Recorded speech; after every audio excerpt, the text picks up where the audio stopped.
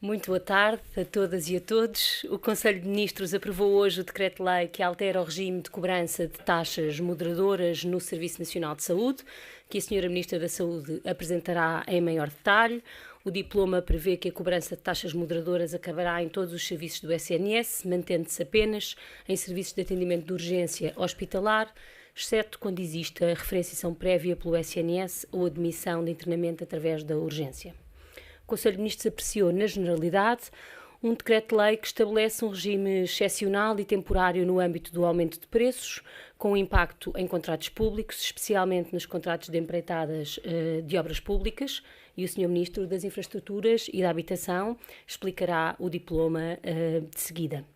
Foi ainda prorrogada a declaração da situação de alerta em todo o território nacional continental até às 23 horas e 59 minutos do dia 31 de maio, mantendo-se inalteradas as medidas que estão atualmente em vigor. E foi ainda aprovado o Decreto-Lei relativo a medidas excepcionais para garantir o acesso ao ensino superior no ano letivo de 2022-2023 por estudantes oriundos dos sistemas de ensino secundários estrangeiros. À semelhança do que aconteceu nos 2 últimos anos, as medidas que agora aprovamos têm o objetivo de não prejudicar o prosseguimento de estudos de candidatos que venham de países que mantiveram neste ano letivo a inexistência de provas de avaliação no âmbito do seu ensino secundário. Vou passar em primeiro lugar à Sra. Ministra da Saúde. Muito obrigada, Sra. Ministra da Presidência. Muito boa tarde a todas e a todos. Efetivamente, o Conselho de Ministros aprovou hoje uma alteração ao regime em vigor de taxas moderadoras. Vale a pena recordar que, nos termos da base 24 da Lei de Bases da Saúde, aprovada em 2019, devia ser dispensada a cobrança de taxas moderadoras nos cuidados de saúde primários e sempre que a origem da referenciação fosse o Serviço Nacional de Saúde, nas demais prestações de saúde. No contexto desta base, da nova Lei de Bases da Saúde, aprovada em 2019, tem vindo a ser realizado um processo de progressivo alargamento das situações de dispensa do pagamento de taxas moderadoras, com o objetivo de garantir que as mesmas apenas são aplicadas para 2 objetivos: orientar os fluxos de utentes na utilização do Serviço Nacional de Saúde, conduzindo-os para aqueles que são os locais que se entendem como os de prestação mais adequada e, por outro lado, manter aquilo que se designa como o controlo do risco moral, ou seja, da utilização indevida de serviços que, pela sua gratuitidade, podem suscitar essa apetência. Neste contexto teórico, fizemos vários momentos em que evoluímos através de vários momentos em que fomos progressivamente dispensando a cobrança de taxas moderadoras. Recordar-se-ão primeiro nos cuidados de saúde primários em termos de consultas, depois nos exames prescritos nos cuidados de saúde primários, depois nos exames prescritos nos cuidados de saúde primários, mas realizados em outros serviços. E agora chegamos ao momento da última fase daquele que era o planeamento que tínhamos realizado.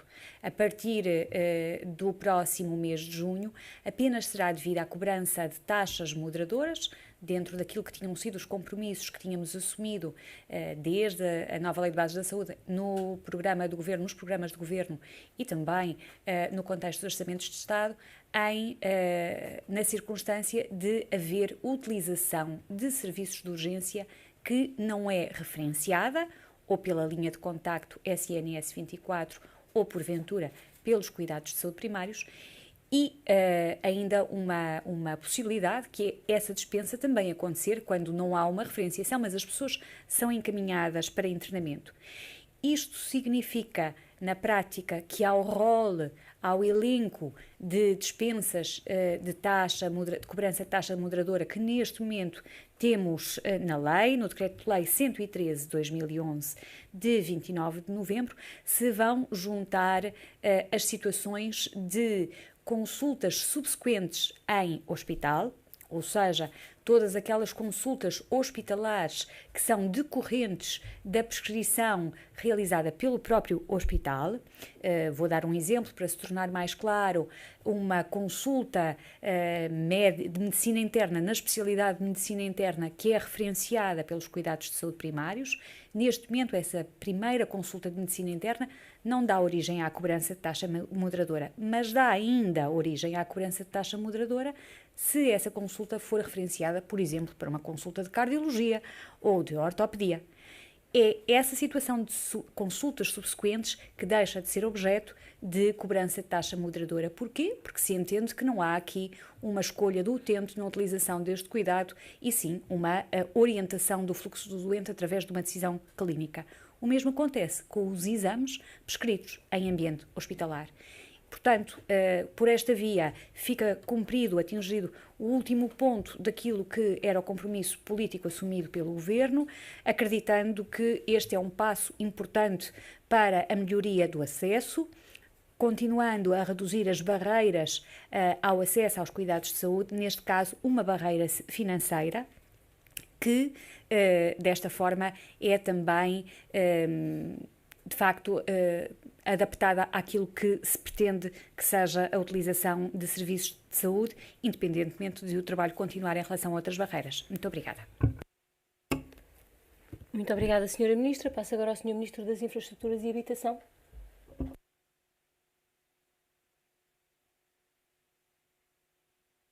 Muito obrigado. Senhoras e senhores, hoje o Conselho de Ministros esteve a discutir na Generalidade um decreto-lei que cria um regime excepcional, facultativo e temporário para a revisão de preços nas empreitadas de obra pública, nos contratos de aquisição de bens e serviços, mas que também pode aplicar, obviamente, de forma facultativa às obras particulares. Neste Conselho de Ministros nós fizemos a discussão do diploma, vão agora ser consultadas a Associação Nacional de Municípios, as regiões autónomas e o setor da construção.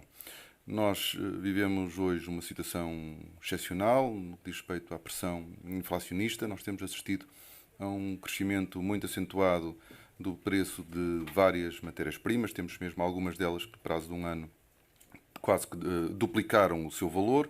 Isto está a causar uma grande pressão, constrangimento nas empreitadas públicas e por isso sentimos a necessidade de criar um regime excepcional que nos permita fazer uma revisão de preços a estes contratos para garantir que nós não temos nenhuma interrupção, nem nenhum colapso no processo de investimento público que está neste momento em curso em Portugal.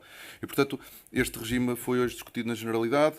Serão consultados a Associação Nacional de Municípios, o setor da construção e as regiões autónomas e, muito em breve, ele voltará ao Conselho de Ministros para nova discussão e eventual aprovação. Obrigado.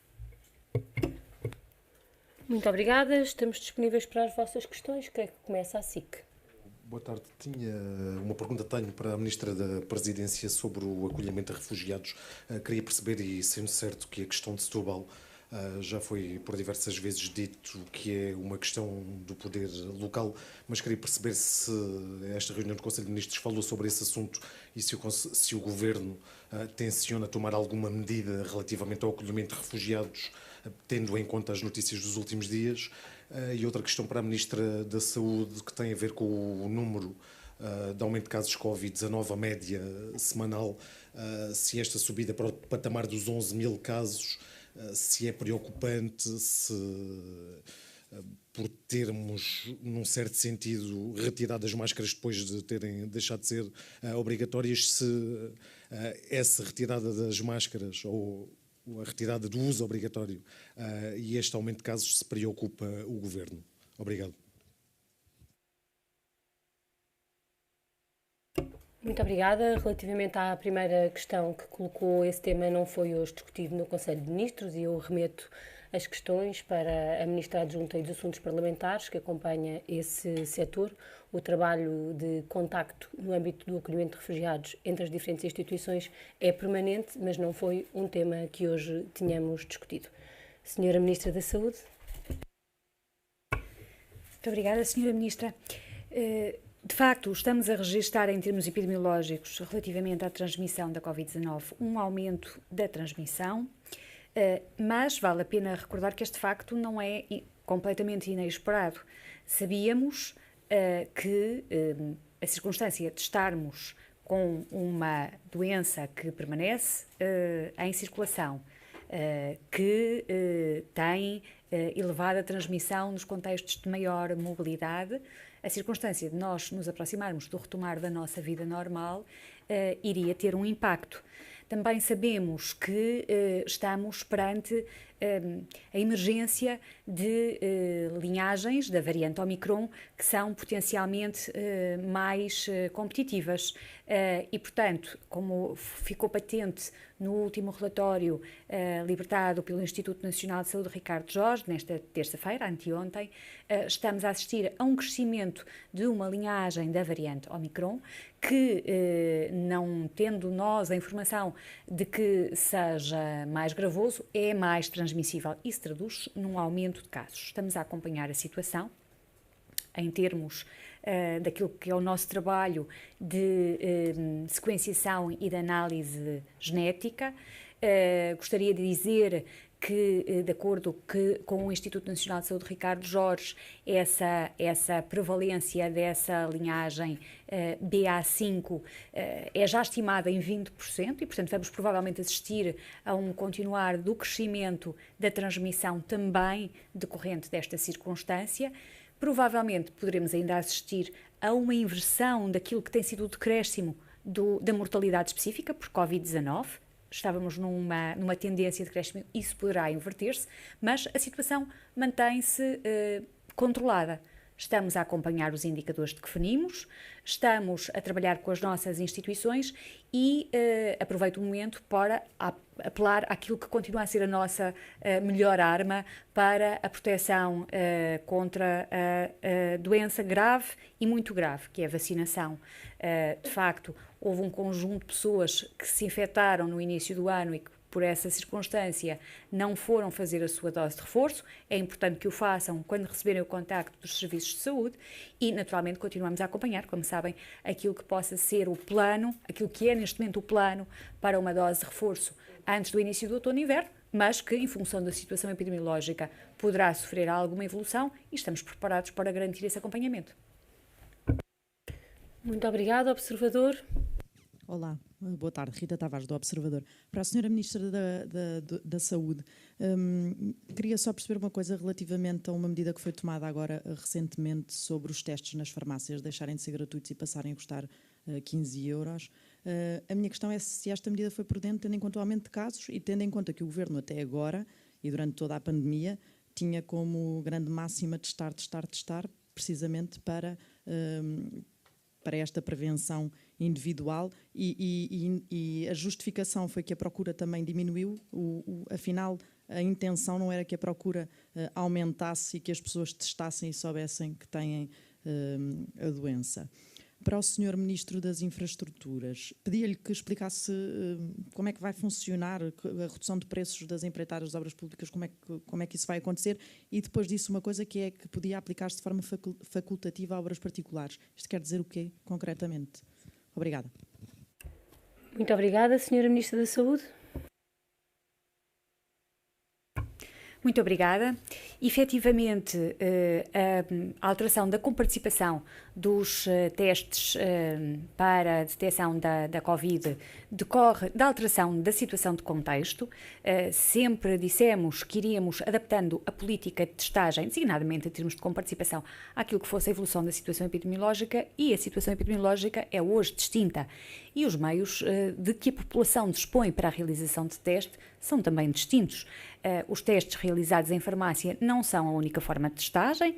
Os testes possíveis de ser adquiridos por um preço muito inferior àquele que referiu nas grandes superfícies, são também uma metodologia de testagem válida e acessível para a população e vale a pena recordar que os casos suspeitos continuam a ter, naturalmente, uma indicação, uma prescrição para a realização de um teste. Por último, vale a pena referir que aquilo que fizemos em termos de política de comparticipação foi a utilização da comparticipação como mecanismo de proteção das pessoas financeiramente vulneráveis quando impunhamos o teste como esquema para controlar o acesso a determinados espaços. A partir do momento em que essa circunstância não existe, deixou de ter cabimento também essa comparticipação. Estamos naturalmente disponíveis para reavaliar essa reintrodução, se as circunstâncias epidemiológicas o exigirem. E sim, continuamos a acreditar na testagem como mecanismo de segregação de suspeitos e casos, sendo que há alternativas hoje com igual eficácia, validade e suscetíveis depois de serem confirmadas por um teste laboratorial, se for o caso, e que se traduzem numa melhor resposta àquilo que é o contexto atual. Muito obrigada. Muito obrigada, Sr. Ministro das Infraestruturas e Habitação. Muito obrigado. Bom, o objetivo, em primeiro lugar, é obviamente as empreitadas de obras públicas e os contratos públicos de aquisição de bens e serviços, porque é exatamente onde há uma maior rigidez do ponto de vista do preço. Uma relação entre particulares será sempre dirimida da forma que as duas partes bem entenderem. Quando eu digo que se pode alargar de forma facultativa aos particulares, nós temos um método de revisão de preços que pode ser adotado nas relações entre particulares, sendo que, obviamente, aí não é mais do que isso, quer dizer, não serve mais do que um guião para uma possível revisão de preços entre duas partes que têm, neste caso, particulares. No que diz respeito às obras públicas, a ideia é quando um determinado material tem Eu tenho, antes de mais, fazer esta ressalva. O diploma foi discutido hoje, vai haver consulta e, por isso, nós não estamos na presença necessariamente da versão última. Portanto, eu queria fazer essa ressalva e, portanto, vou tentar evitar usar valores e, portanto, apenas explicar como é que se processaria.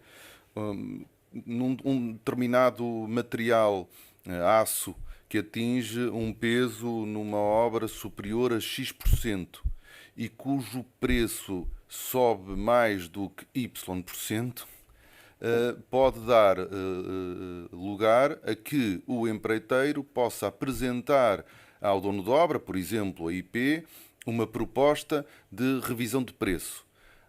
A IP faz a avaliação dessa proposta, pode aceitá-la, rejeitá-la ou apresentar uma contraproposta.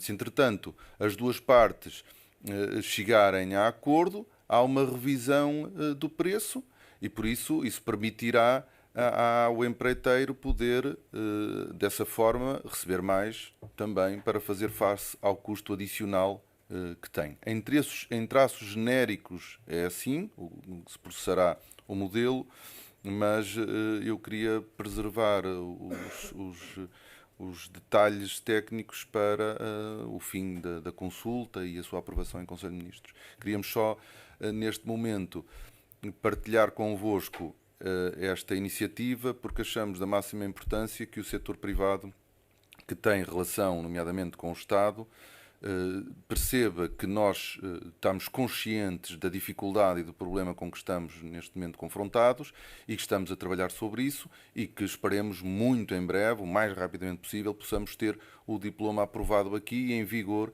para se poder desbloquear algumas situações mais complexas. Muito obrigada. Rádio Renascença. Olá, muito boa tarde. Gostava de fazer uma pergunta à Sra. Ministra da Saúde em relação à dose de reforço, à quarta dose de vacinação. Disse há pouco que podia ser avaliado uma antecipação dessa quarta dose. Pode ser até antes de entrarmos na fase de outono e inverno, tipo em setembro?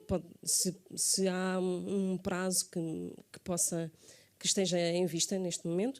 Depois, para a Sra. Ministra da Presidência, ainda retomando a pergunta do Hugo Maduro em relação às denúncias das associações de ucranianos, as denúncias foram feitas ainda antes da formação do atual governo e numa altura em que a senhora Ministra da Presidência ainda tinha a pasta das migrações, se essas denúncias foram acompanhadas ou não e se foram reportadas ao atual Ministério que tem a tutela.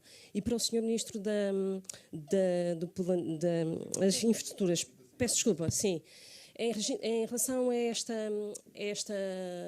se isto mexe com o atual regime de contratação pública e se está a antever problemas, por exemplo, com o Tribunal de Contas, que tem sempre algumas reservas em relação a este tipo de mexidas na lei. Muito obrigada.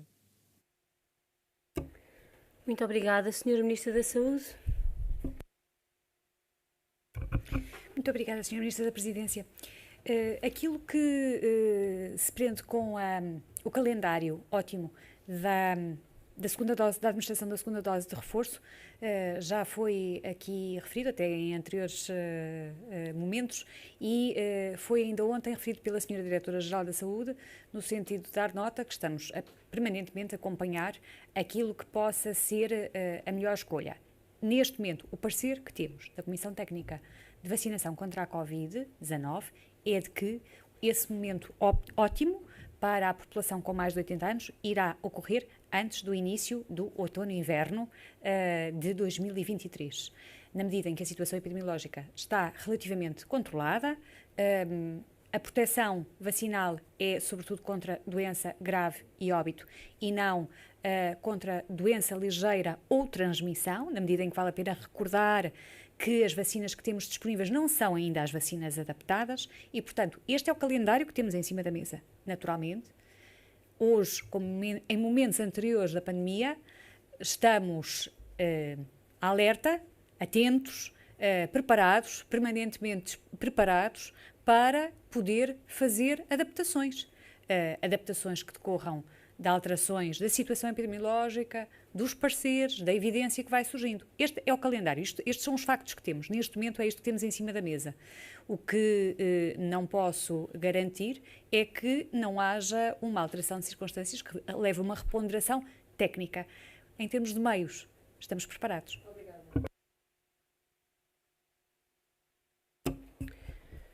Muito obrigada. O Governo, neste e noutros processos de acolhimento de refugiados, sempre teve em conta a necessidade de se precaver sobre quem faz esse acolhimento e sempre atuou recorrendo aos órgãos que o Estado português tem, que acompanham estes assuntos, para garantir que o acolhimento era feito da melhor maneira. Isso era verdade noutros momentos de acolhimento de refugiados, é verdade desde o início deste processo e assim continua a ser. Senhor Ministro das Infraestruturas e da Habitação. Obrigado, Sr. Ministro. O CCP não é alterado com este diploma. Aquilo que nós fazemos é criar um regime excepcional e temporário. A vigência é até ao final deste ano e permite garantir que estão criadas as condições para que as obras públicas não parem e para que não tenhamos uma situação que nunca teríamos na prática, porque a obra antes disso para, que é termos o empreiteiro privado a financiar a obra pública. E por isso aquilo que nós fazemos é criar aqui um regime excepcional para um momento excepcional que permita uma revisão do preço mais ajustada à realidade. Todo o processo de... aliás, a possibilidade de revisão do preço não é estranha ao próprio Código de Contratos Públicos. Ela já está prevista. Precisa, sim, de ser adaptada a uma situação claramente excepcional e esperemos nós, temporário. Pelo menos o diploma é temporário. Todos os mecanismos de prova de alteração do preço são aqueles que já hoje estão previstos na lei, e sobre essa matéria não muda nada. Aquilo que nós criamos é aqui um momento e um conjunto de regras que permitam de forma mais rápida e ajustada à realidade alterar os preços dos contratos. De outra forma, a alternativa é o bloqueio dos investimentos que estão neste momento em curso e que, obviamente, isso seria um prejuízo para o país insuportável, por variadas razões. Primeiro, porque nós precisamos que o investimento público aconteça. Segundo, porque nós temos compromissos em termos de prazos em matéria de execução de fundos europeus e, por isso, nós temos, obviamente, que garantir que as nossas obras e os nossos investimentos públicos não parem. Muito obrigada. TVI? Boa tarde. As perguntas são para a Ministra da Saúde. Pedia-lhe primeiro um ponto de situação quanto às crianças. Portanto, está completamente fora de questão ter que haver algum reforço de vacinação das crianças, depois daquilo que já foi feito.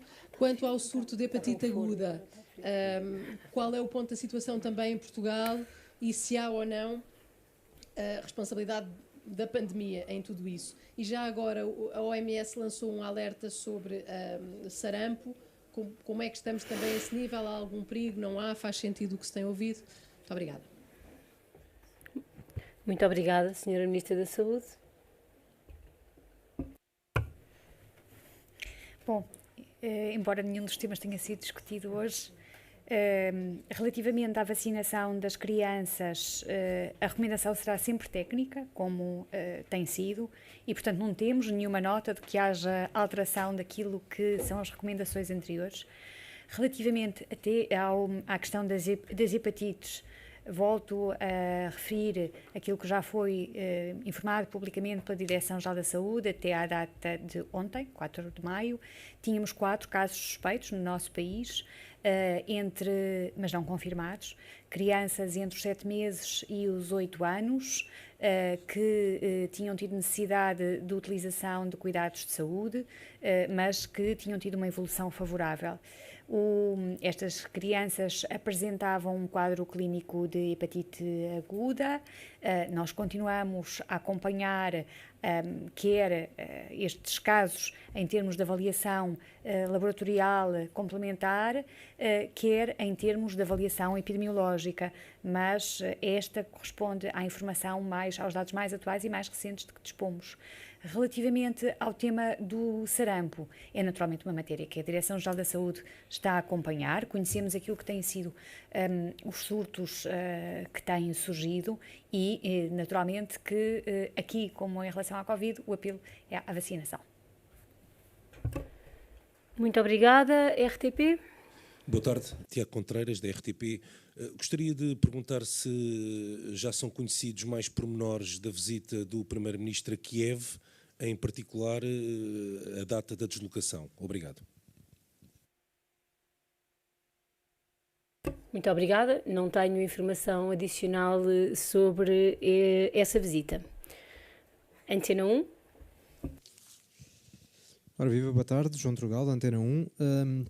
Tenho aqui algumas perguntas para a Sra. Ministra da Saúde, ainda a propósito da vacinação, perceber só de forma clara e inequívoca se, de facto, o caminho é um caminho de vacinação de dose de reforço para todos, ou seja, não necessariamente para todos, afastando no caso as crianças potencialmente, mas, portanto, todos os maiores de idade deverão ter essa dose de reforço a partir do outono e inverno, com a lógica de antecipação para os maiores de 80 anos, como foi referido. A propósito da questão das taxas moderadoras, só esclarecer uma dúvida que tem a ver com, nesta altura, as consultas, ou seja, se a partir de agora, segundo percebi, todas as consultas deixam de ter taxa de moderadora ou não? É porque, como referiu que havia um conjunto de consultas que deixaria de ter, assumi que haveria outras que ainda continuariam a ter taxa moderadora. E é clarificar isso. E perceber se de facto entram em vigor este novo sistema a partir de 1 de junho ou se há alguma alteração face a essa expectativa. Finalmente, para o Sr. Ministro das Infraestruturas, queria perceber se nessa, digamos, negociação de preços entre as duas partes, se a Infraestruturas de Portugal vai servir como uma espécie de intermediário de arbitragem, se vai ser soberano nessa decisão. Eu sei que o caminho ainda é um caminho em aberto, portanto ainda há muita coisa que estará por decidir de acordo com as audições que vão ser feitas, mas perceber qual é que é um bocadinho o ponto de partida. Obrigado. Muito obrigada, Sra. Ministra da Saúde. Muito obrigada, Sra. Ministra, muito obrigada pelas questões que me permitem tentar clarificar melhor. Vacinação com a dose de reforço. O que temos neste momento como indicação é ela será feita a quem tenha mais de 80 anos. Só. Essa é a recomendação, aliás, também da Agência Europeia do Medicamento. A recomendação, o sentido do parecer da Agência Europeia do Medicamento. O que é que está em dúvida? Se vai haver vacinação de reforço para o grupo etário entre os 60 e os 80 anos. A evidência, só um segundo, se me permite, a evidência de que dispomos não é ainda conclusiva. O que é que, neste momento, não está em cima da mesa? A vacinação abaixo dos 60 anos. Casos de risco. Já estão a ser vacinados com segunda dose de reforço, por indicação médica.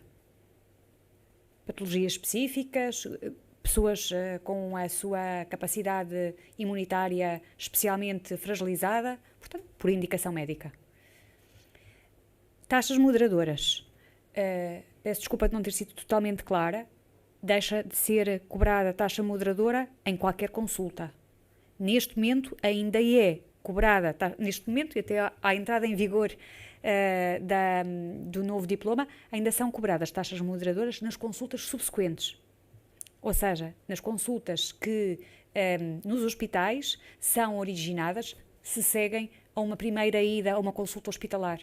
O exemplo que eu tentava dar é o da pessoa que é referenciada para uma consulta de medicina interna, mas que nessa consulta depois se constata que precisa de fazer outras consultas. Neste momento essas pessoas ainda pagam taxas moderadoras, a não ser que já tenham alguma isenção específica ou estejam a coberta alguma situação específica. Isso deixará de acontecer. Data de entrada em vigor, penso que será 1 de junho. Muito obrigada. Muito obrigada, Sra. Ministra. Sr. Ministro das Infraestruturas e Habitação. Muito obrigado.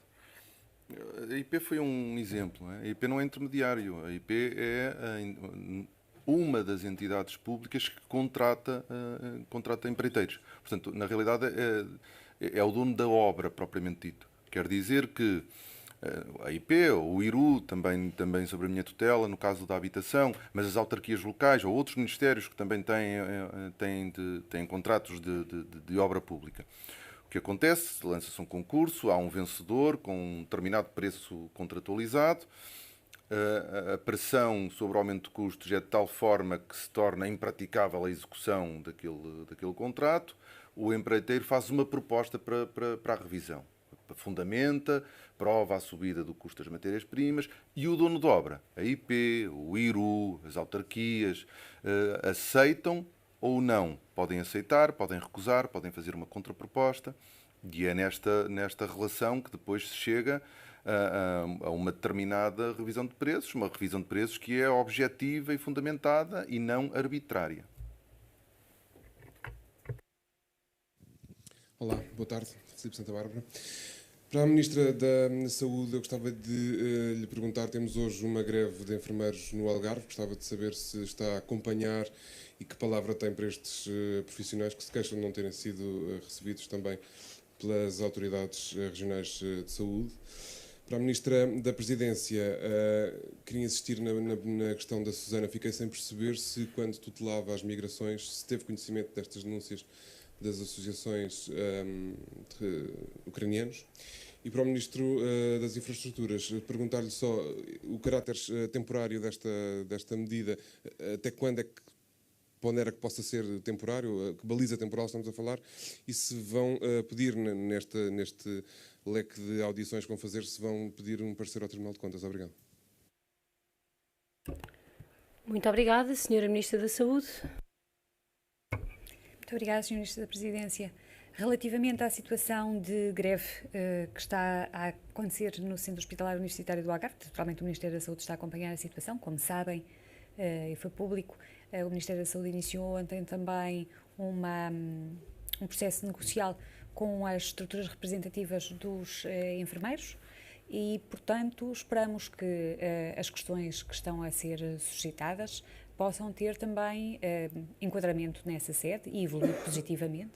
E, naturalmente, que é muito importante que se mantenha o diálogo entre as estruturas representativas dos trabalhadores e as entidades patronais, mas esperamos que em sede de negociação coletiva consigamos encontrar resposta para as principais preocupações que este grupo profissional tem colocado.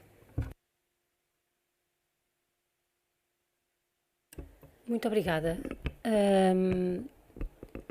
Ainda antes do primeiro acolhimento, houve logo a preocupação de agir no sentido dos temas que agora estão em discussão pública. Houve notícias públicas antes da tomada de posse deste novo governo, desde logo na Rádio Renascença. Houve trabalho em função dessas notícias e até resposta na altura face a essas notícias. Denúncias no sentido de pergunta não, mas havendo notícias públicas, houve naturalmente uma resposta do governo, como neste momento também existe. Senhor Ministro das Infraestruturas e Habitação. O regime vigorará até 31 de dezembro de 2022 e serão consultadas a Associação Nacional de Municípios, as regiões autónomas e o setor da construção. Obrigado. Muito obrigada. Lusa. Não vi aí. Boa tarde. Tiago Almeida, da Agência Lusa. Queria fazer duas perguntas à Ministra da Saúde. Uma prende-se com o fim das taxas moderadoras. Disse que nos casos da urgência não referenciada continuarão a ser cobradas taxas moderadoras, uma vez que essa medida poderá desviar pessoas com situações menos graves das urgências para os cuidados de saúde primário. Vão ser reforçados esses cuidados de saúde primário? E outra pergunta prende-se com a questão da vacinação, uma vez que estão a apontar a dose de reforço para os maiores de 80 anos para antes do outono e inverno. Perguntava-lhe se a vacinação contra a gripe também será antecipada para coincidir com essa dose de reforço e já agora perceber também se o Governo já comprou as vacinas contra a gripe e, se for o caso, quantas doses. Obrigado. Muito obrigada, Senhora Ministra da Saúde. Muito obrigada, Senhora Ministra. Relativamente ao reforço dos cuidados de saúde primários, ele acontece independentemente desta circunstância, como referi na minha intervenção inicial. O tema da melhoria do acesso dos portugueses aos cuidados de saúde é uma preocupação deste Governo. Essa melhoria desse acesso enfrenta ainda diversas barreiras, uma delas é uma barreira financeira. Demos aqui uma resposta com esta questão das taxas moderadoras, mas há naturalmente outras barreiras. A barreira de disponibilidade das portas para acolher aquilo que são as necessidades assistenciais é um outro tema. Naturalmente que os cuidados de saúde primários se mantêm como a nossa principal resposta para a resposta às situações assistenciais e, como sabe também, há um conjunto de investimentos em termos de infraestruturas, um conjunto de investimentos em termos de meios humanos, que designadamente o Orçamento de 2022, o Plano de Recuperação e Resposta, trazem para a área dos cuidados de saúde primários mais de 400 milhões de euros em melhoria de infraestruturas, em termos de Programa de Recuperação e Resiliência, 100 novas unidades para construir, várias unidades para requalificar e depois, associado a isso, melhoria da resultatividade, o que também é uma parte da resposta à sua questão. Queremos que as pessoas vão aos cuidados de saúde primários, logo queremos que eles tenham mais capacidade de dar um conjunto de respostas em termos daquilo que são as necessidades, em termos de exames, em termos de técnicas complementares e, adicionalmente e sobretudo, especialmente, o tema dos profissionais de saúde, das equipas de saúde familiar. Está neste momento prestes a abrir um concurso para o concurso de colocação dos especialistas, dos recém-especialistas da primeira época de 2022 e, naturalmente, também aquilo que é a aposta na melhoria da carreira de enfermagem, o que se prende com outra questão que hoje aqui também já falámos, e no reforço dos cuidados de saúde primários com outros profissionais e ainda, extensão na melhoria da organização dos cuidados de saúde primários, USFs e modelos de incentivos para os médicos de família, também algo que está no programa de trabalho para 2022. Relativamente às vacinas contra a gripe, eu não tenho aqui os números, sim, o processo já está a decorrer. Muito obrigada. Record TV. Boa tarde, Gonçalo Farinho, Record TV. Tenho duas questões para a Sra. Ministra da Saúde. A primeira prende-se com a linha SNS 24. A linha está, neste momento, com muitos utentes a tentar entrar em contacto. Só no espaço de uma semana, creio que aumentou mais de 70% o número de tentativas de ligação a esta linha, que ainda no dia de ontem, segundo foi reportado, pedia aos utentes para contactarem mais tarde. Portanto, o que é que está já a ser feito, visto que há cada vez mais casos e mais pessoas a contactarem e que estão sem resposta. Perguntava-lhe também sobre a questão dos médicos de família, isto porque o país, neste momento, tem, desde 2015, o maior número de portugueses que não têm médico de família. Este tem sido um problema, um desafio, creio eu, para o Governo, difícil de resolver. O que é que o Executivo está também a fazer para isto? Obrigado. Muito obrigada, Sra. Ministra da Saúde. Tendo em conta o número de perguntas já hoje feitas fora do contexto do Conselho de Ministros, devolvo-lhe a palavra, mas naturalmente respondendo no quadro das medidas que aqui tomamos e das suas consequências.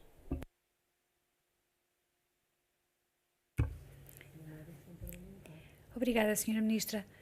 De uma forma muito breve, temos consciência de que a linha SNS 24 está a registrar um aumento de procura. A SPMS já partilhou publicamente que tivemos um crescimento de cerca de 19 mil chamadas em 26 de abril para cerca de 34 mil chamadas a 3 de maio, portanto, comparando os últimos números de que disponho, estão a ser reforçadas as escalas.